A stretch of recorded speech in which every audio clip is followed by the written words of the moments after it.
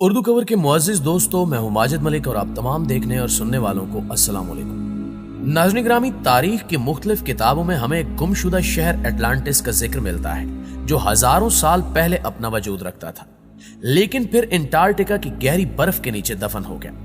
लेकिन कुछ मौरखीन का यह भी कहना है कि हकीकत में ऐसा कोई शहर मौजूद ही नहीं था, बल्कि ये सब किस्से कहानियां हैं। आज की मालूमाती वीडियो में हम इसी शहर के बारे में गुफ्तगू करेंगे और जानेंगे कि क्या वाकई ये शहर अपना वजूद रखता था या फिर इसके बारे में तमाम बातें खुद से ही खड़ी गई हैं। दोस्तों, मशहूर फलसफी और तारीखदान अफलातून ने अपनी शोरे आफाक किताब हिस्ट्री में उस गुमशुदा शहर अटलांटिस के बारे में तफसील से लिखा है, जिसकी वजह से आज तक माहिरीन आसारियात इस शहर को ढूंढने में मसरूफ हैं। अफलातून ने लिखा कि यह गुमशुदा शहर बैर-ए-क्यानूस में वाक़े बहामास के इलाके में एक बहुत बड़े जजीरे पर आबाद था, जहां एक अजीम-उश-शान तहजीब कायम थी और यहां के लोग इंतहाई तरक्की याफ्ता थे।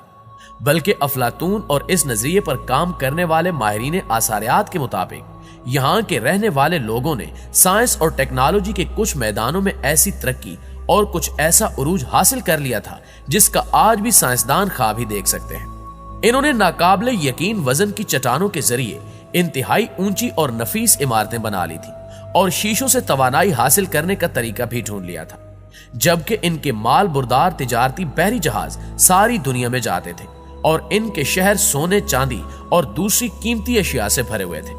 लेकिन अचानक इनके अरूज को जवाल ने आ लिया, और ऐसा सालों और महीनों में नहीं बल्कि दिन के एक हिस्से में हो गया, और इनकी हैरानकुन तरक्की और अरूज ने ही इनको खा लिया और वो अफसानवी शहर यूं गायब हो गया कि आज तक सैकड़ों मुहिमजू तहकीकदानों ने इसकी बाकियात खोजने में अपनी जिंदगियां सरफ कर दी, मगर कोई वाज़े निशान न मिल सका। नाज़रीन ग्रामी, हुआ यह था कि यहाँ के रहने वालों ने क्रिस्टल्स की तवानाई से समंदर में सोए हुए आतिशफिशाओं को छेड़ दिया था, जिनकी वजह से आतिशफिशा फट पड़े, जिससे शदीद जल्जले और इनके नतीजे में इंतहाई शदीद सुनामी तूफान ने जन्म लिया, जिसने पूरे जजीरे को गर्काब कर दिया।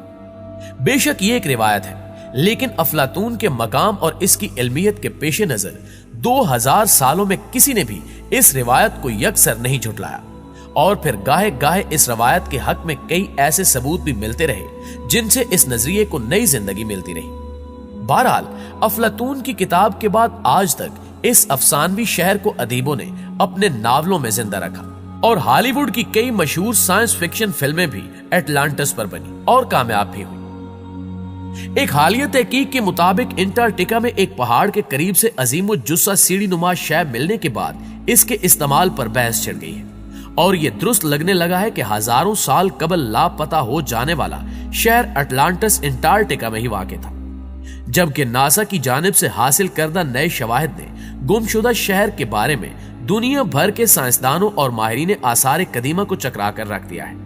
और नासा की जानिब से इस गुमशुदा शहर के हवाले से जो नई तस्वीर पेश की गई हैं, इनके मुताबिक ये शहर अपने दौर के बेहतरीन फन तामीर का नमूना था, बल्कि इस शहर में हजारों साल कबल होने वाली तामीरात मौजूदा दौर के जदीद फन तामीर से किसी तरह भी कम नहीं थी। रिसर्चर्स ने इस हवाले से बताया है कि गूगल अर्थ ने इस शहर में एक अजीमुज्जुस्सा सीढ़ी का पता लगाया है, जो गूगल की तहकीक के मुताबिक एक पहाड़ के करीब से मिली है, जबकि बाज मुहक्किकीन का ख्याल है कि उस दौर में लोग पहाड़ पर चढ़ने के लिए यह सीढ़ी इस्तेमाल करते होंगे। मुहक्किकीन के मुताबिक यह सीढ़ी यूएफओ पर उतरने के लिए इस्तेमाल की जाती होगी या यूएफओ के लाइट हाउस तक पहुंचने के लिए इस्तेमाल की गई होगी। मुहक्किकीन का मजीद कहना है कि बज़ाहिर एक सीढ़ी नजर आने वाली ये शय किसी एहराम का हिस्सा भी हो सकती है, लेकिन हम किसी खलाई मखलूक पर यकीन नहीं रखते, मगर हमें इस बात का यकीन है कि हम यानी इंसान इस कुर्रे अर्ज पर माजी में भी मौजूद थे। इसलिए हो सकता है कि यह सीढ़ी ना हो, बल्कि किसी ऊंची अनजानी जगह से उतरने की जगह के तौर पर इस्तेमाल की जाती रही हो। मुहक्किकीन का कहना है कि यह भी हो सकता है कि इस मकाम पर परियां या फरिश्ते उतरते हों, या इस मकाम पर उस दौर की कोई बहुत ही जदीद टेक्निकल सरगर्मी होती हो। लेकिन इन तमाम मफरूजों के बावजूद सवाल यही है कि यह सीढ़ियों की तरह नजर क्यों आती है, या यह सीढ़ियों से मुशाबे क्यों है। नासा की इस नई दरियाफ्त के बाद एक मर्तबा फिर इन ख्यालात को तकवीयत मिलती है कि हजारों साल कबल लापता हो जाने वाला शहर अटलांटिस दरअसल अंटार्कटिका में ही वाक़ था, और इस बरे आज़म पर बर्फ की दबीज तय चढ़ जाने की वजह से यह दुनिया की नजरों से ओझल हो गया। लेकिन इस दरियाफ्त के बाद इस पुरस्रार इलाके की पुरस्रारियत में इजाफा हो गया है और अब वक्फे वक्फे से हमें इस इलाके के बारे में नई मालूमात मिलने के साथ ही नई नई तस्वीर भी मिल रही हैं, जिनसे हमें इस खित्ते में जारी तब्दीलियों का पता चलने के साथ ही ऐसे हैरत अंगेज शवाहिद भी मिल रहे हैं जिनसे इस बर्फानी बरआज़म में माजी में मौजूद जिंदगी और इस इलाके में रहने वालों के मुहज्जिब, तालीम याफ्ता और हुनरमंद होने की भी निशानदेही हो रही है। और ये जाहिर हो रहा है कि इस हैरत अंगेज बरआज़म में बर्फ तले दबे कदीम स्ट्रक्चर्स मौजूद हैं, जिनके मंजराम पर आ जाने से इस इलाके में मौजूद तहजीब का पता चलाना आसान हो जाएगा। मुअज़्ज़िज़ दोस्तों, हाल ही में नासा ने सैटेलाइट के जरिए जिस पुरस्रार सीढ़ी की तस्वीर जारी की है, इसे बहुत से हल्के कदीम अहराम या एटलांटिस में मौजूद कदीम दौर के इबादत खाने से भी तामीर कर रहे हैं। ताहम नासा की जानिब से हाल ही में जारी की जाने वाली ताजा तस्वीर से इस ख्याल की तस्दीक हो गई है कि अंटार्कटिका में कदीम तहजीब दफन है और यह भी ख्याल किया जाता है कि बर्फ से ढके हुए इस बरआज़म के नीचे एटलांटिस का 12,000 साल कदीम शहर दबा हुआ है और जब यह शहर गर्क हुआ उस वक्त तक अंटार्कटिका में बर्फ का नामो निशान तक नहीं था और एटलांटिस नामी ये पुरौनक शहर आबाद था। लेकिन फिर इस शहर को बर्फ ने ढांपना शुरू कर दिया और इस पूरे शहर को बर्फ ने गल गई। नासा की जानिब से जारी की जाने वाली अंटार्कटिका की तस्वीर से यह वाज़ेह होता है कि इसके नीचे एक शहर के आसार मौजूद हैं और माहिरीन का दावा है कि ये आसार 12,000 साल कबल मौजूद एटलांटिस के हैं, जिनका सुराग नहीं मिल रहा था।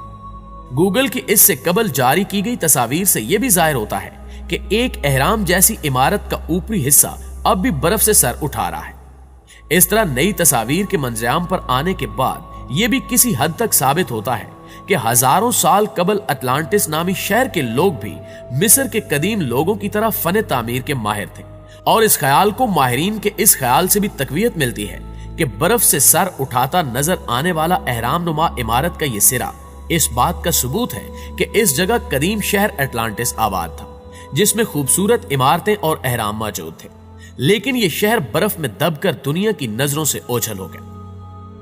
दोस्तों, इसके अलावा नाकिदीन भी अब यह तस्लीम करने लगे हैं कि प्रोफेसर चार्ल्स हिपगुड का वो ख्याल और इनका ये तज्जिया दुरुस्त था, जिसका इजहार इन्होंने 1950 में अपने एक मजमून में किया था कि साउथ पोल के बड़े हिस्से पर बर्फ का वजूद नहीं था और यही वो मकाम था जहां कदीम शहर अटलांटिस आबाद था, जो अब गुम हो चुका है। जबकि यूनानी फिलासफर अफलातून भी 360 कबल मसीह इस शहर का जिक्र कर चुके हैं, जैसा कि हमने वीडियो में बताया है। रिसर्चर्स की एक टीम ने तो यह दावा भी किया है कि इन्होंने बर्फपोश बरआज़म अंटार्कटिका में कदीम दौर के 3 अहराम दरियाफ्त किए हैं। अगरचे ये दावा करने वाली टीम की जारी करदा तफसीलात मध्यम है, लेकिन टीम ने अपने दरियाफ्त करदा अहराम की जो 3 तस्वीर जारी की हैं वो अहराम मिस्र से मुशाबे हैं। अमेरिका और कई दूसरे यूरोपीय मुल्कों से ताल्लुक रखने वाले रिसर्चर्स की टीम भी ये दावा करती रही कि इन्होंने 2 बड़े अहराम के ढांचे अंटार्कटिका के 10 मील के अंदर के इलाके में दरियाफ्त किए हैं, जबकि तीसरा अहराम साहिल से बहुत ज्यादा दूर नहीं था और ये अहराम समंदर से साफ नजर आ रहा था।